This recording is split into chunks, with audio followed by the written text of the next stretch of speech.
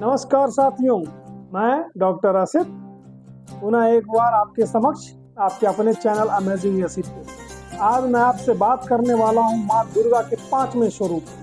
जी हाँ दोस्तों, नौ दुर्गा के इस महाअनुष्ठान के 5वें दिन में माता के जिस स्वरूप की पूजा की जाती है उसका नाम है माँ स्कंद माता।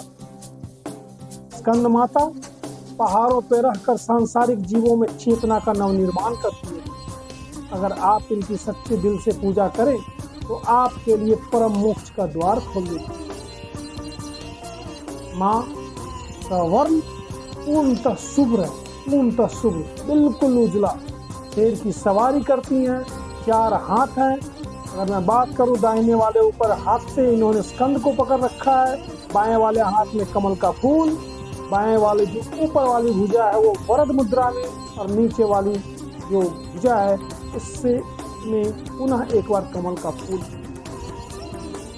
अगर मैं इनकी साधना की बात करूं तो मंत्र आता है, या देवी सर्वभूतेषु माँ स्कंद माता रूपेण संस्थिता नमस्तस्यै नमस्तस्यै नमस्तस्यै नमो। हे माँ सर्वत्र विराजमान स्कंद माता के रूप में, हे परम अम्बे, आपको मेरा बार बार प्रणाम।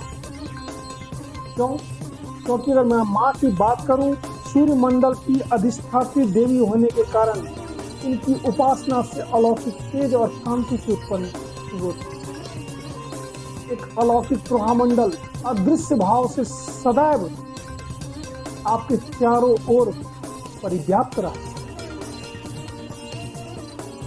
माँ की पूजा करने वाले को लाल या पीले रंग का वस्त्र धारण करना चाहिए और इस दिन माँ को सफेद रंग का पुष्प अर्पित करना चाहिए। माँ हमेशा, जैसा कि मैंने बोला, शेर पे विद्यमान होती हैं। इनका वाहन शेर है, इसलिए स्कंद माता को माँ पद्मासना देवी ही कहा जाता है।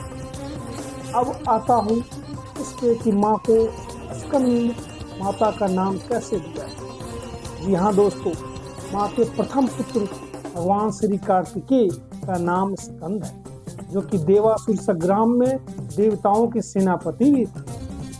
जैसा कि मैंने आपको दूसरे एपिसोड में बताया था कि तारकासुर नाम का एक राक्षस था, जिससे ये वरदान प्राप्त था कि वो भगवान शंकर और माता पार्वती के होने वाले जैविक पुत्र के द्वारा ही मारा जाए। तो देवताओं के अनुष्ठान के बाद भगवान शंकर और माँ पार्वती से जो पुत्र की प्राप्ति हुई वही है भगवान कार्तिकेय। इनके 6 मुख हैं, जिन्हें कुमार और कार्तिकेय के नाम से भी जाना जाता है। दोस्तों, आपने देखा है कि माँ की जो मूर्ति है उसमें उन्होंने अपने दाहिने हाथ से स्कंद यानी बाल कार्तिकेय को पकड़ रखे। से उत्पन्न हुए इस पुत्र को भगवान कार्तिकेय के नाम से भी जानते हैं, जिन्हें शास्त्रों में कुमार और स्कंद के नाम से भी जाना गया।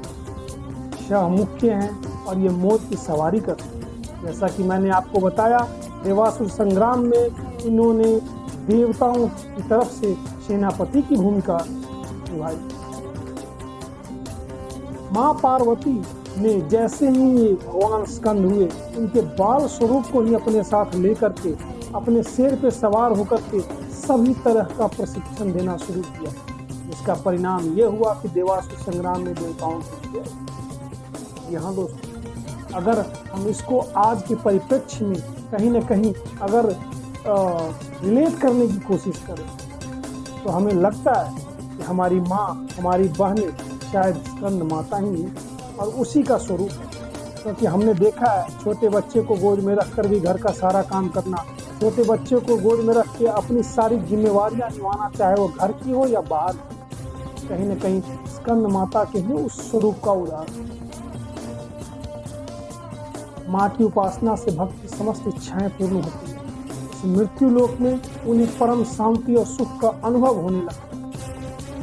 कारण बहुत स्पष्ट है। जिस तरीके से एक माँ अपने पुत्र को प्रशिक्षित करती है असुरों से लड़ने के लिए, तमस से लड़ने के लिए, समाज में फैले जितने भी व्यवधान हैं, जितने भी कुविचार हैं, उनसे लड़ने के लिए, राष्ट्र के प्रति जो शत्रुगण हैं उनसे लड़ने के लिए, शायद स्कंद माता हमें यही सिखाती। स्कंद माता का यह स्वरूप हमें शिक्षा देता है कि हम भले बाल हों या हम ब्रह्म हों। जब सत्य से लड़ाई की बात आती है, जब प्रकाश के विरुद्ध कोई खड़ा होता है, जब कहीं ना कहीं देवों के जो देवता रूपी गुण है उनके विरुद्ध आसुरी शक्तियां खड़ी होती हैं, ऐसी स्थिति में हमारा लड़ाई करने का दायित्व तो बनता ही है।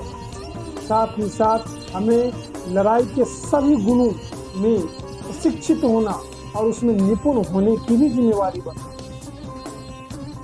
कि माँ स्कंद माता के प्रकाश से जो प्रवाह मंडल हमारे चारों ओर उत्पन्न होता है, हमें उससे न केवल विजय की प्राप्ति होती है बल्कि एक असीम शक्ति का भी अनुभव होता है। तो दोस्तों, दुर्गोत्सव के इस 5वें दिवस पे माँ स्कंद माता की पूजा करें अपने अंदर शक्ति की प्राप्ति के लिए, अपने अंदर उस विश्वास की प्राप्ति के लिए जिसके द्वारा हम अपने समाज की जितनी भी बुराइयां कुरीतियां हैं उनको हम दूर कर सकते। दोस्तों, आज का यह वीडियो आपको कैसा लगा और आपने स्कंद माता की अंतरात्मा से पूजा किया नहीं, कमेंट सेक्शन में जरूर लिखिए।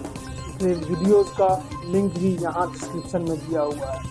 और इस तरह की जानकारी के लिए हमारे चैनल के साथ बने रहें, लाइक करें, सब्सक्राइब करें और जितना हो सके सनातन धर्म के विचारों को फैलाएं। धन्यवाद।